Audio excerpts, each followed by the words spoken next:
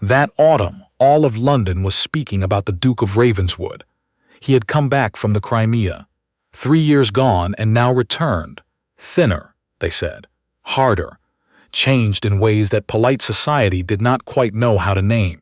By the time the news reached the servants' quarters of Hartmore House, it had already passed through every drawing room in Mayfair, every breakfast table in Belgravia, every whispered exchange between ladies adjusting their gloves before entering a ballroom. In the scullery of Hartmore House, a young woman named Sylvie heard the news from the cook. She was 22 years old. She had brown hair she kept pinned tightly beneath her cap. Her hands were red from cold water and lye soap. She was, to anyone who looked at her, simply a housemaid, quiet, efficient, unremarkable. She had been at Hartmore for 7 months. She was also, though no one in that house knew it, the rightful heir to the estate she was scrubbing floors in. Let me tell you how that came to be. Sylvie Montclair's father, Lord Alistair Montclair, had died 2 years before the war ended. He had died in debt, or so the family solicitor had declared. The estate had passed to his nephew, a man named Gerard Holloway, who had presented the will and the accounts, and the court had accepted them both. Sylvie had been 20 years old. She had been given 3 weeks to leave the only home she had ever known. She had gone. She had gone because she had no money, no solicitor of her own, no proof of anything. Only the certainty, deep and cold, that something was wrong, that the accounts had been falsified, that the will had been altered, that Gerard Holloway, who had always smiled too easily and spent too freely, had taken something that did not belong to him. She could not prove it from the outside, so she came inside. She took a position as a housemaid under the name Sylvie Marsh. She learned to keep her head down. She learned to speak less than she wanted to and observe more than anyone noticed. She had been looking quietly and carefully for 7 months. And now the Duke of Ravenswood had returned. Lord Alistair had been a close friend of the previous Duke, Ravenswood's father.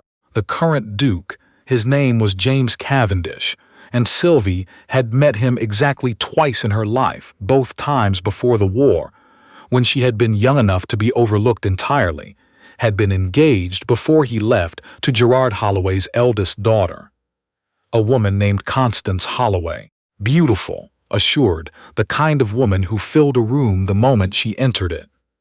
Constance had not waited. Sylvie had heard that too in the 7 months she had been listening. Constance Holloway had married a baronet from Surrey 8 months after the Duke sailed for the Crimea. She had not waited even a full year. What Sylvie did not know, what she had no way of knowing, was what the Duke intended to do now that he had returned. She found out the following Tuesday. Mr. Holloway announced at dinner that the Duke of Ravenswood would be coming to Hartmore House the following week. He said it the way he said most things, expansively, as though he were doing the Duke a considerable favor simply by allowing the visit. The housekeeper, Mrs. Fenn, passed the information down the chain. The house was to be thoroughly prepared, the silver polished, the guest rooms aired, every surface inspected. Sylvie polished silver until her arms ached. She told herself she was not thinking about the Duke. She was thinking about the ledgers she had not yet been able to access. She was thinking about the locked drawer in Mr. Holloway's study that she had not yet found a key for. She was thinking about the month she had, before winter, made the back passage to the estate office impassable, and she would lose that particular opportunity. She was not thinking about James Cavendish. She was not thinking about the fact that she had met him twice, once at a lawn party when she was 16, and once at her father's study when she was 18, when he had come to call and she had been the one to show him in, because the butler was occupied, and she had said, quite without thinking, that she hoped the Crimea would be nothing like people feared, and he had looked at her, just for a moment, with an expression she had never quite been able to name. He had been kind. That was what she remembered. He had been genuinely, quietly kind, in the way that people with no need to perform kindness sometimes are. She was not thinking about that. The Duke arrived on a Thursday afternoon. Sylvie was in the corridor outside the drawing room, returning a set of candlesticks to the cabinet, when she heard the front door open. She heard Mr. Holloway's voice, expansive, booming, performing welcome. She heard a second voice answer, lower, shorter. She did not look. She kept her head down and walked toward the cabinet and placed the candlesticks inside. She heard footsteps crossing the marble floor, then they stopped. She turned because she needed to close the cabinet door, and she looked up, and James Cavendish was standing 6 feet away from her. He was taller than she remembered, or perhaps the Crimea had done something to the way he held himself, straightened something in him that had previously been easier, more relaxed. His face was older, not just in years, in the way that some faces become when they have carried things for a long time in places with no privacy for feeling them. His eyes found her face. She looked away immediately. A housemaid did not hold a duke's gaze. A housemaid kept her eyes down and moved quietly toward the servant's stare. She did not know if he had recognized her. She did not think he had. She had been a girl of 18 the last time he had seen her, in her own home, in her own clothes. Now she was a housemaid with roughened hands and a cap pulled low and a name that wasn't hers. She told herself it did not matter whether he recognized her. She told herself that for the rest of the afternoon. Dinner that night was served to 4. Mr. Holloway, his wife, his son Percival, and the Duke of Ravenswood. Sylvie carried dishes in and out. She kept her eyes on the plates and the glasses and the candles. She listened, because listening was her occupation now, as much as carrying and cleaning. Mr. Holloway talked a great deal. He talked about the improvements he had made to the estate, the new tenants he had placed in the eastern fields, the fences he had repaired along the north boundary. He used the word "my" very frequently. My estate, my tenants, my plans for the spring. The Duke said little. He answered questions with 2 or 3 words. He did not elaborate. At one point, during the remove, Percival said something about the war, some bluff, cheerful thing about English pluck and military honor, and Sylvie watched the Duke's hand rest on the table very still, just for a moment. Then he lifted his wine glass and said nothing. She carried out the fish course. Later, in the corridor near the study, she passed him. She had not expected it. It was past 10 o'clock. She had been sent to bank the fire in the library, and she was returning along the back corridor with an empty coal scuttle when she came around the corner. And he was there. He was standing by the window at the end of the corridor, looking out at the dark, not pacing, not going anywhere, simply standing in the way that some people stand when the inside of a room has become too small for them, but going out into the actual world is also not a thing they can quite manage. Sylvie stopped. He turned. She curtsied slightly, the automatic reflex of 7 months, and moved to go past him. "I beg your pardon," he said. She stopped. Voice was measured, careful. You were shown to me as one of the housemaids." "Yes, Your Grace." A pause. "You were at Montclair House," he said, "some years ago, when Lord Alistair was alive." Her heart did something she did not have a name for. She looked up briefly, only briefly, and then back down. "I don't think so, Your Grace." Her voice came out level. It surprised her. He looked at her for a long moment. "I see," he said. "I beg your pardon." He turned back to the window. She walked past him and did not run, though something in her chest wanted to. That night she sat on the edge of her narrow bed in the attic room she shared with 2 other maids and looked at the ceiling and thought about his voice when he had said "I see," quiet, unconvinced, not pressing. He had not pressed. She did not know what to do with that. The following days were careful ones. The Duke stayed at Hartmore for a fortnight. That was the announced plan. Sylvie made herself very small and very useful, and very much in all the rooms where the useful work was done, and none of the rooms where he was likely to be. She was not entirely successful. On the third day, he came to the library. She was dusting the upper shelves, the ones that required the stepladder, the ones that nobody ever noticed until someone important was coming, and suddenly they had to be done. She heard the door open and kept her back to it, her cloth moving methodically across the spines. "Don't let me disturb you," said his voice from below. She did not let him disturb her. She kept dusting.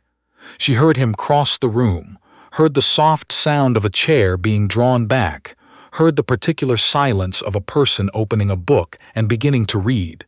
She worked for another quarter hour. He read. She climbed down the ladder and moved to the next section. And he did not look up, and she did not look at him, and neither of them spoke. When she finally descended for the last time and turned to take the ladder toward the door, she found he was watching her, not with the calculating interest of a man who had noticed a pretty housemaid. Something else, something more like puzzlement. "How long have you been with the Holloways?" he asked. "7 months, Your Grace. And before that?" She met his eyes for just a moment.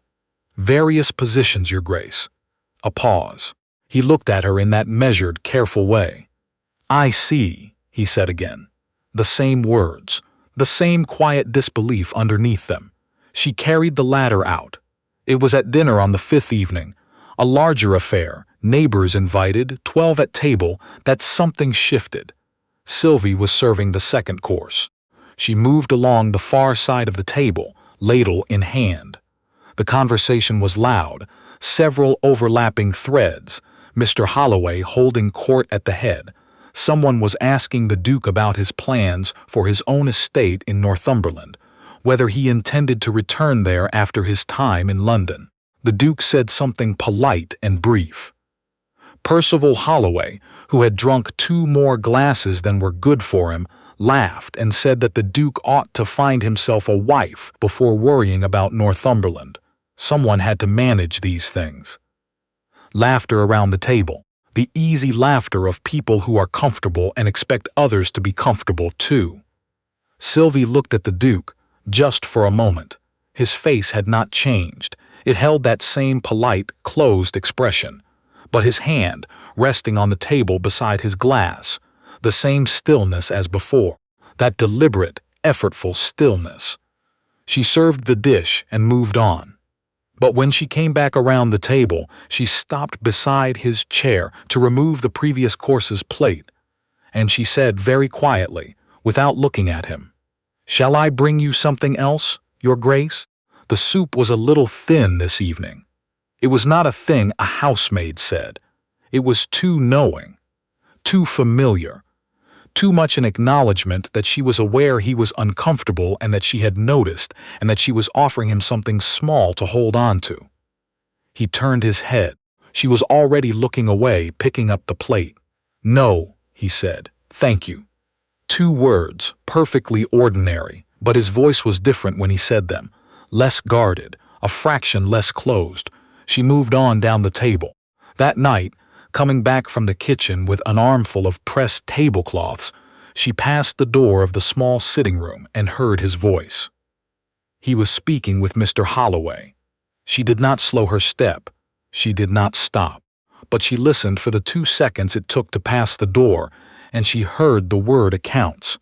She lay awake until 2 in the morning. On the 8th day, the thing happened that Sylvie had spent 7 months preparing for. Mrs. Fenn sent her to clean the study while Mr. Holloway was out inspecting the eastern fences with Percival. It was not an unusual assignment. Sylvie had been given it 3 times before. The study was cleaned with the door open, and a maid was never left alone in it. That was the rule.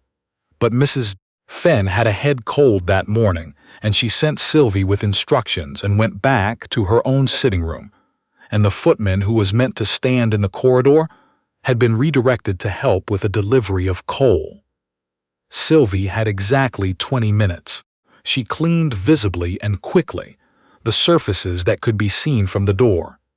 Then she went to the locked drawer. She had found a copy of the key 2 weeks after arriving. A small thing, hanging on a nail inside the coal store, labeled in pencil, with an initial she had needed 3 weeks to decipher. She had not touched it since. She had been waiting for exactly this. The drawer opened. The papers inside were not what she had expected. Or rather, they were. She had expected falsified accounts, altered numbers. Evidence of the fraud she had known in her bones was there, and those were there. But there was something else.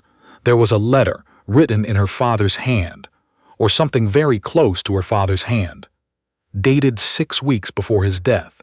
She read it once, then again. Then she folded it precisely and placed it inside her dress, where the stays would hold it flat against her ribs, and she locked the drawer and put the key back in her apron pocket, where it would be returned to the coal store before she saw her supper. Her hands were shaking. She did not let them shake visibly. She finished cleaning the study. She was in the corridor outside when the Duke found her. He had come from the direction of the library. He stopped when he saw her. She stopped when she saw him. A moment of mutual, arrested stillness, both of them in the same narrow corridor, and the door to the study still visible behind her. "Miss Marsh," he said. She dipped her head. "Your Grace." He looked at her face. She did not know what he saw there. She had become very skilled at composing her face in the past 7 months. But he kept looking. "Are you well?" he asked. Not "what are you doing here?" or "whose study is that?" or any of the things a man might reasonably ask upon finding a housemaid in a corridor she had no business being in. "Are you well?" Something happened in her chest that she could not afford to have happen. "Yes, Your Grace," she said. "Thank you." He held her gaze for one more moment. "Good," he said. And he walked past her down the corridor. She stood there for 3 seconds after he had gone, breathing very carefully.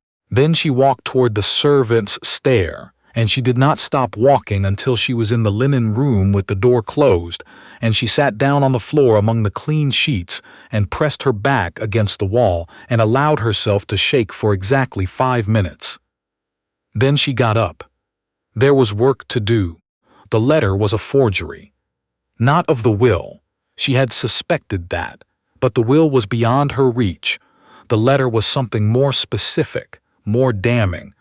A letter purportedly from her father to Gerard Holloway, acknowledging a debt of a sum that precisely equaled the value of the estate, signed over in payment. A debt her father had never, to her knowledge, incurred. She had known the accounts were falsified. She had not known about this. She spent 3 evenings in the attic, after the other maids were asleep, writing by the light of a single candle. She was writing to her father's oldest friend, a man in Edinburgh, a solicitor she had trusted since childhood. She wrote carefully. She wrote everything. She asked for nothing except his honest assessment of what she had found. She posted the letter herself, on her morning off, at the post office in the village. Then she went back and waited. The Duke, in those same days, was also doing something Sylvie did not know about. He was looking through his own records. Letters from Lord Alistair, going back 20 years. Notes on the estate at Hartmoor, which his father had known well. A particular conversation he remembered from the winter before he had left for the Crimea, when Lord Alistair had come to see his father and Sylvie. A girl of 8 in a dark dress with her hair properly up, for the first time, had brought them tea, and her father had said afterward, with a quiet sort of pride, that the girl had a sharper mind than anyone gave her credit for. He had remembered that. He was also remembering a girl of 16 at a lawn party, who had said something so direct and so unexpected that he had laughed, genuinely laughed, for the first time in what had been a very long and tedious afternoon. He was remembering the way the housemaid named Sylvie Marsh held herself, the particular quality of her silences, the way she had said, "Shall I bring you something else?" "Your Grace," at a table full of people who had not noticed he was struggling. He had been noticed at that table. By one person. He had told himself this was nothing.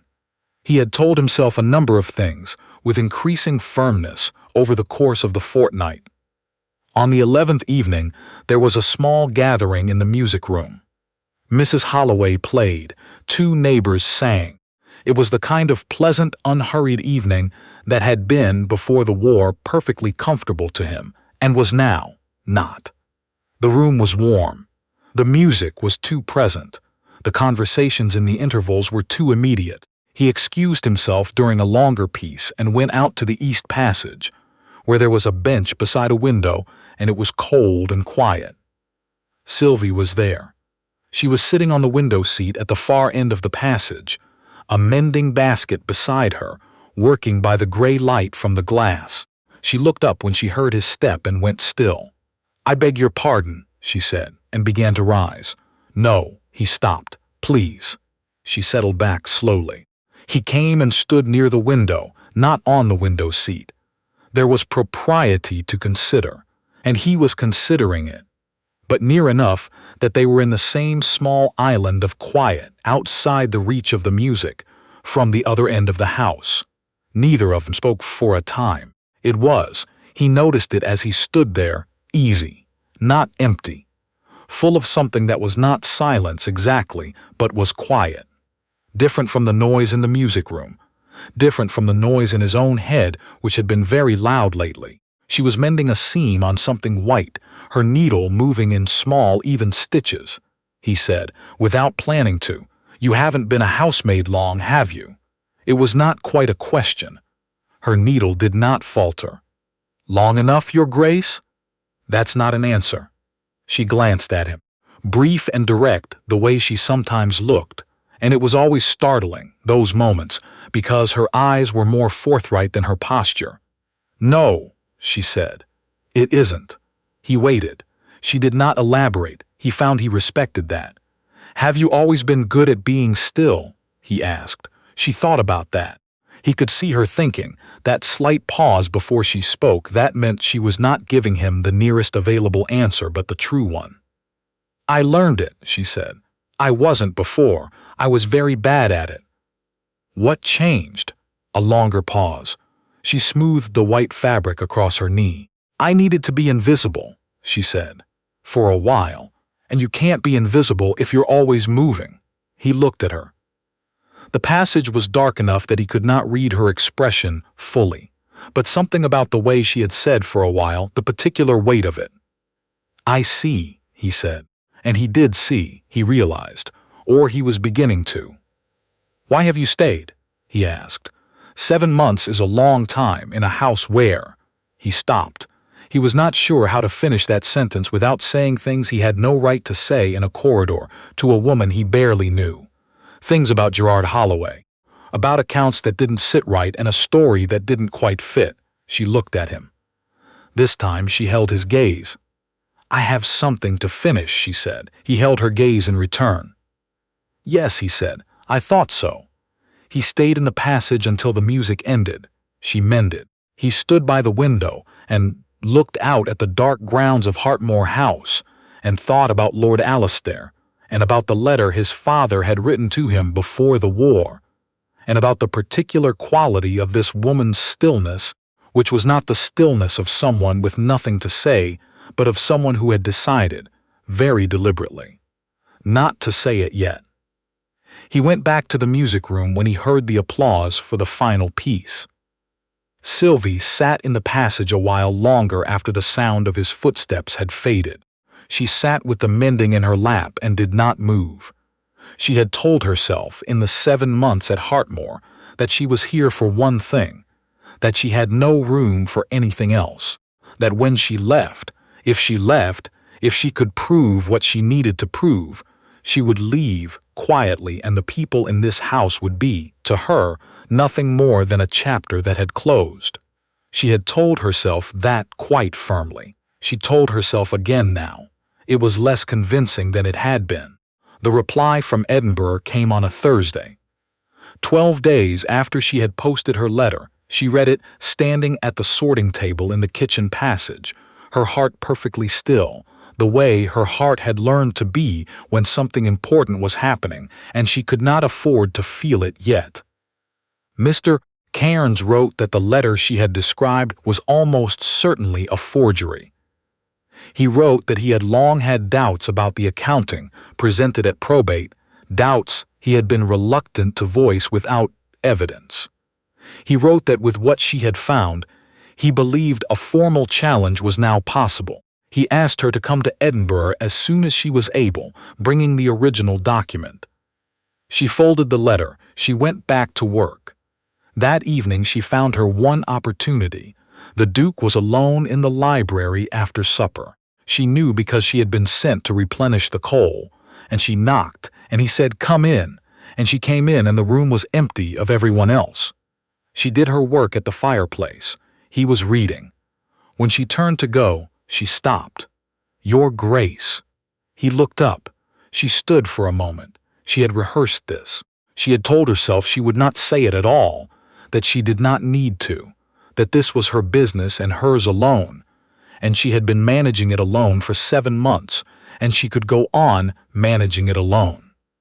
"When you knew my father," she said, "do you remember whether he ever spoke of a debt to Mr. Holloway?"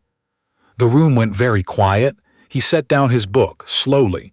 "Precisely. Your father," he said. "Yes." He looked at her. A long look taking in her face. Not the cap, not the apron, but her face in a way he had perhaps been looking and not acknowledging for some time. "Lord Alistair's daughter," he said. "Yes, Your Grace." Another silence. Longer. She held herself perfectly still. "No," he said at last. "He never spoke of such a debt. In 20 years of correspondence between your father and mine, no such debt appears. I looked." He paused. "I looked because something about the accounts presented at probate has bothered me since I returned and began reviewing my father's papers." She breathed. "I have written to my solicitor," he said. "I had not yet decided whether to go forward without more information. I wasn't certain what I had was enough." He looked at her. "Do you have more?" "Yes," she said. "I have a great deal more." He nodded. "Once." The nod of a man closing a distance between what he has been thinking and what he is now prepared to do. "Then we will go forward," he said. She sat in the chair across from him for the next 2 hours. She told him everything. The 7 months, the key, the letter, Mr. Cairns in Edinburgh. He listened without interrupting. He asked 3 precise questions. He made notes. He did not tell her she was brave. He did not tell her she had been remarkable. He did not perform admiration. He simply listened and took her seriously, and when she had finished, he said, "I'll write to Cairns tonight. We should travel to Edinburgh within the week." She looked at him. "I cannot travel to Edinburgh," she said. "I am a housemaid."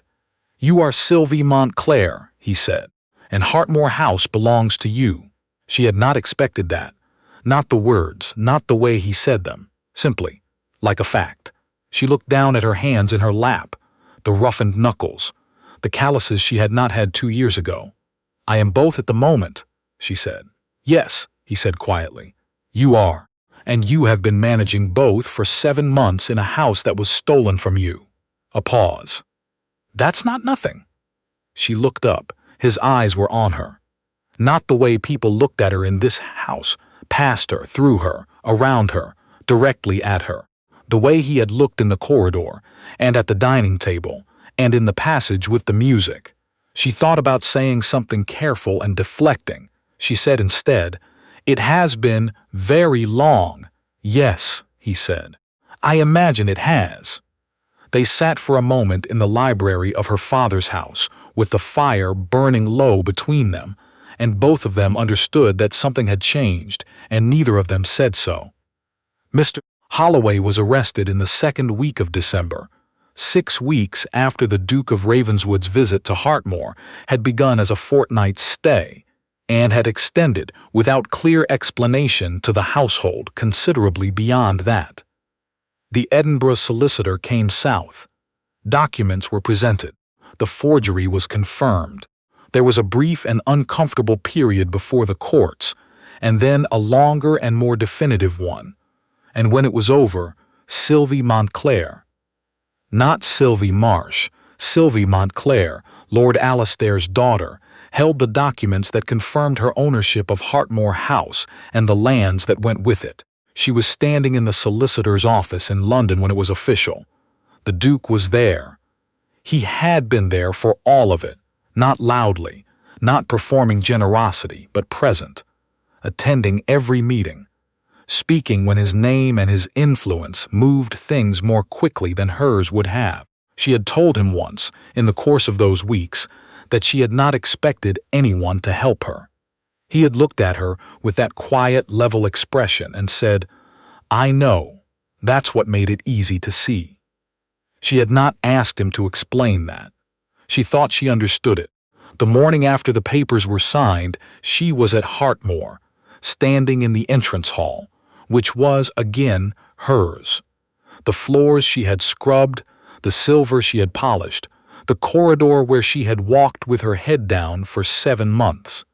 She heard a knock at the door. She was the one who opened it. The Duke was on the front step. He had ridden over from the neighboring estate, where he had been staying these last weeks. His coat was damp from the morning air. He held his hat in one hand. He looked at her for a moment.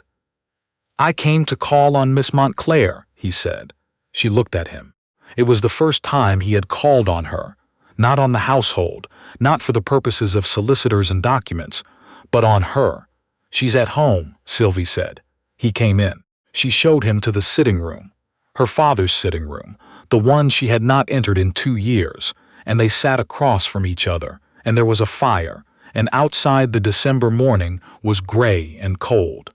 He said, "I want to ask you something."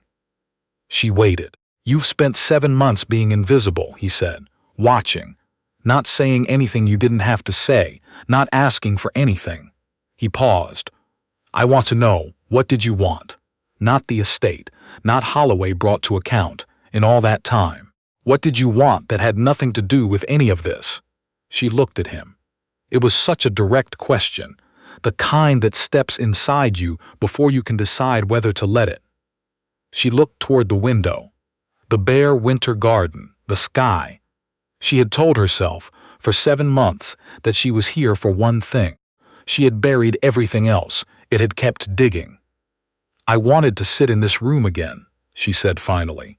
"At the end of all of it, I wanted to sit here, in the morning, and have it be quiet, and not have to pretend to be something I wasn't." He was quiet for a moment. "Is it quiet now?" he said. She looked at him. "Nearly," she said. He held her gaze. "I was a poor correspondent in the Crimea," he said. "I wrote very few letters. I found I had very little to say to people who weren't there." He paused. "But I thought about this house, and your father, and what I was returning to. I thought about it for a long time, and when I came back, none of it was what I'd imagined. Most of it was wrong. I know," she said softly. "That happens. But one thing wasn't wrong," he said. He looked at her steadily. "I remembered a girl of 18 who said something entirely direct to me in her father's study, and I remembered laughing. It was the last uncomplicated thing I felt for a very long time. She was perfectly still. I looked at you," he said, "in that corridor, 7 months ago, and I told myself I was mistaken." "You weren't mistaken," she said. "No," he said, "I wasn't." Outside, the winter garden held its quiet. Inside, the fire went on burning. "James," she said, his name plainly, because they had moved past titles, and this moment required his actual name. He looked at her. "You're not invisible to me," he said. "You never were. Even in the corridor, even with the cap and the apron. The moment I looked at you, I knew." She felt something in her chest come undone. Not break, not fall, but loosen. The way a knot loosens when the tension that has held it for years is finally, carefully, released. "I have been sitting in corners for a very long time," she said. "I know," he said. "I see you now." She thought she might say "you're late," the way she had imagined she would someday say to someone the day she finally let herself imagine such a thing. But instead she said nothing. She let the quiet be quiet. And she thought that being seen, truly seen, by someone who had looked when they could have looked away, was not a small thing. It was not a small thing at all. They were married the following spring in the small church at Hartmoor, on a morning so clear and bright it seemed like the first morning after a very long winter. The solicitor attended. Mrs. Fenn attended, weeping in a manner entirely uncharacteristic of herself, having known Miss Montclair's father and having suspected for some months who the quiet housemaid really was, and said nothing, because she had had her own reasons for saying nothing. There were no great crowds. It was not that kind of wedding. Afterward, they stood at the window of the sitting room. Her father's sitting room, their sitting room now, and the grounds of Hartmoor stretched out before them, and the morning was warm, and the quiet inside was a different kind of quiet from the one Sylvie had been carrying for 2 years. That one had been hollow. This one was full.